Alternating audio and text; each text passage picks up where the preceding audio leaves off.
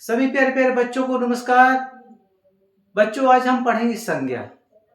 किसी व्यक्ति, किसी वस्तु, किसी स्थान या किसी भाव के नाम को ही संज्ञा कहते हैं।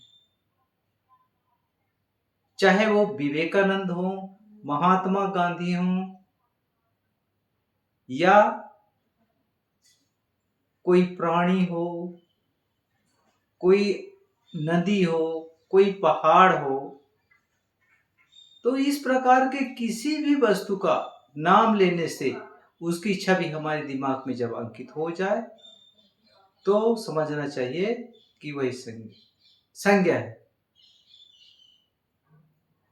नाम को ही संज्ञा कहते हैं। चाहे किसी व्यक्ति का नाम हो, चाहे किसी वस्तु का नाम हो, चाहे किसी स्थान का नाम हो, चाहे किसी भाव का नाम हो,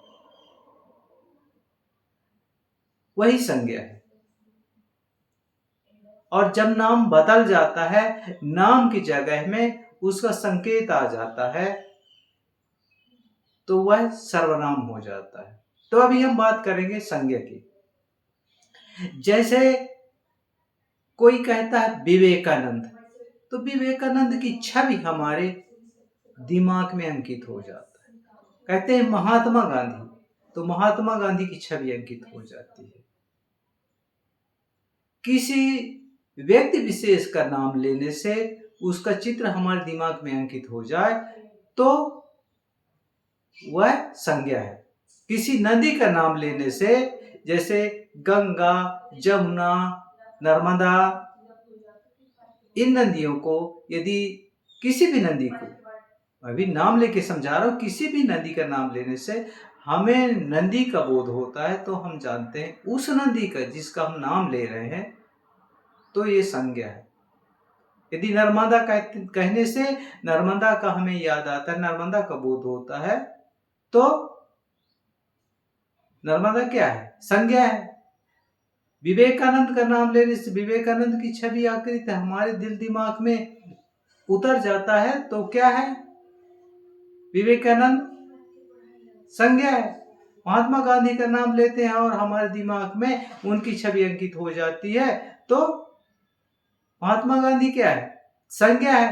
यानी किसी भी व्यक्ति, वस्तु, स्थान, भाव के नाम को क्या कहते हैं? संज्ञा। अब किसी का भाव है, जैसे उसे दुख हो रहा है, उसे सुख हो रहा है, वह बहुत आनंद में है, तो यदि हम दुख कह रहे हैं, सुख कह रहे हैं, आनंद कह रहे हैं, तो यह भाव है। अब भाव का नाम जब ले रहे हैं तो वही है संज्ञा।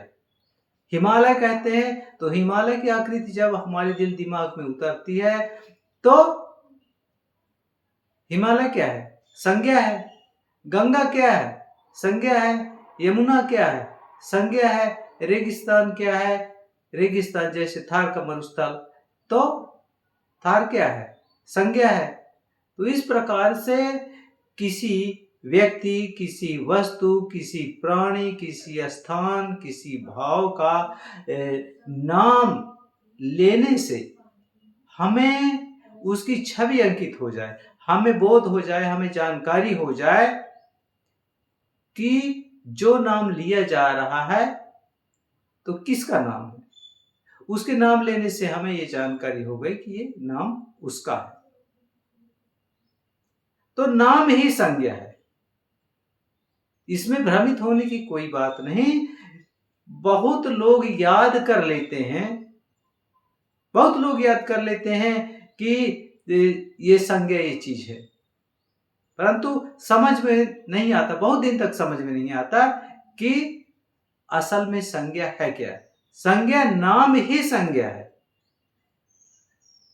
तो इतना बताने के बाद आपको समझ में आ गया होगा कि संज्ञा किसी व्यक्ति, वस्तु, स्थान, प्राणी, भाव के नाम को ही संज्ञा कहते हैं। नाम ही संज्ञा है।